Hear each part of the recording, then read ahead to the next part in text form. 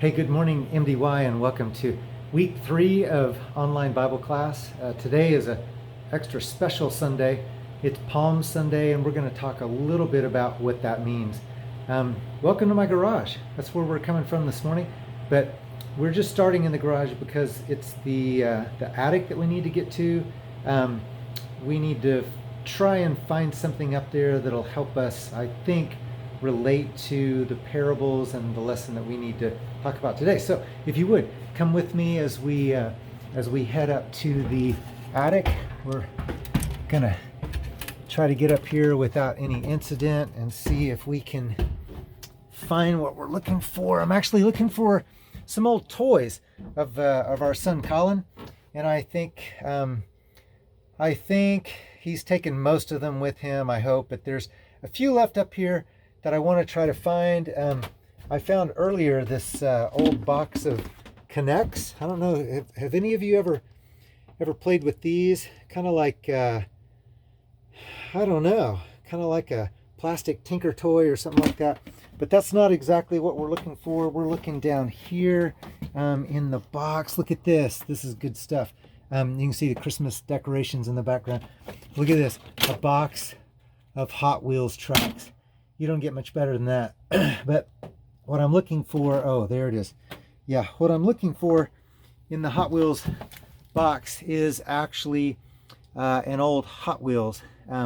Here's one. This is certainly not any kind of special Hot Wheels, but at least illustrates. So when I was a kid, man, Hot Wheels and G.I. Joes were the thing. They got me by. And these little miniature cars were just like the most amazing thing that anyone can have. You could stick them in your pocket. You could take them, you could smuggle them to school and trade them with friends and that kind of stuff. You could run them on those little tracks like we just saw right there. But these are just the neatest things because they're so small, but yet they're really important, especially in the life of a kid.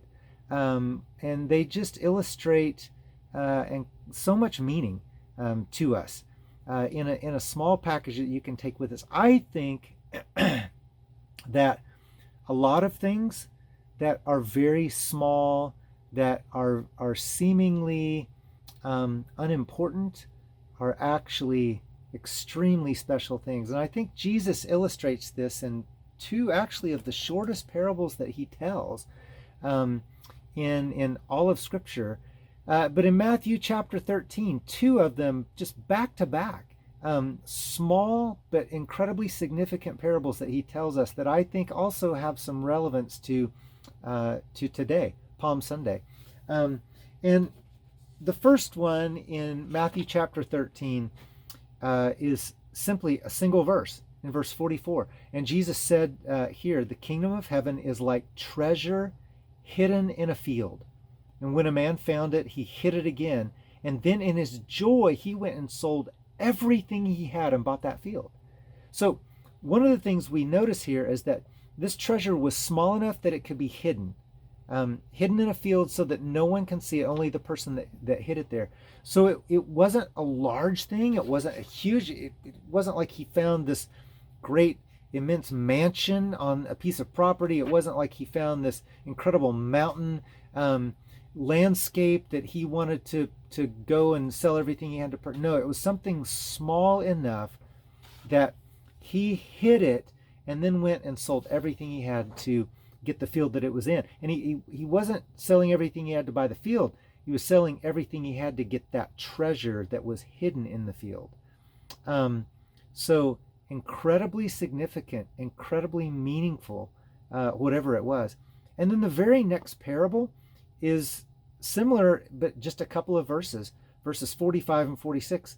Jesus said, again, the kingdom of heaven is like a merchant looking for fine pearls. When he found one of great value, he went and sold everything he had and bought it. And so we have the same idea here that there are things that are extremely small, a single pearl, a treasure that can be hidden in a field so that no one else can see it. the things that are very small that are worth so much that people are willing to give up everything they have to obtain them. And so today is Palm Sunday, and Palm Sunday is just remembering, commemorating Jesus riding into Jerusalem, essentially the capital city, and making his triumphal entry, as some Bible passages, that's what the heading calls it, his triumphal entry into Jerusalem. But wouldn't you think that Jesus making this triumphal entry, it would be with like great fanfare, that he would have this incredible entourage with him, that he maybe would even have an army, because I mean, he was preparing to defeat Satan's armies. Okay, he was preparing to defeat death. And wouldn't you think he would do that with an incredible army? But instead, no, that's not what we see. In all four of the Gospels, Matthew, Mark, Luke, and John, we see the story about Jesus' entry into Jerusalem, and he rides into Jerusalem on a donkey, of all things. And of course, he was doing that to fulfill prophecies from the Old Testament. But still, here Jesus is the King of Kings. He is the Creator God in flesh, the Son of God, and he rides into town on this lowly animal, a small donkey. And I think it just illustrates what we've been talking about all along here, that sometimes the most incredibly important things can be in very small packages. They can seem very unimportant. Let me tell you, these little things are incredibly important in the life of a small child. I mean, these and G.I. Joes were the most important parts of my life when I was a kid. That pearl of great price, that treasure hidden in the field, people willing to give up everything they had to get them. And so I think on this weekend about Jesus riding into Jerusalem in such an unassuming way, here he appears so unimportant in the way he went about that. And here Jesus is giving us the prelude to the most significant event in all of history. He is a week out from giving up his life on the cross to defeat death, to fulfill the will of his Father, and to give life eternal to every human being if they so choose to give up everything they have to take the pearl of great price, which is him. If they are willing to go and sell everything they've got to get that treasure hidden in the field, which is Jesus.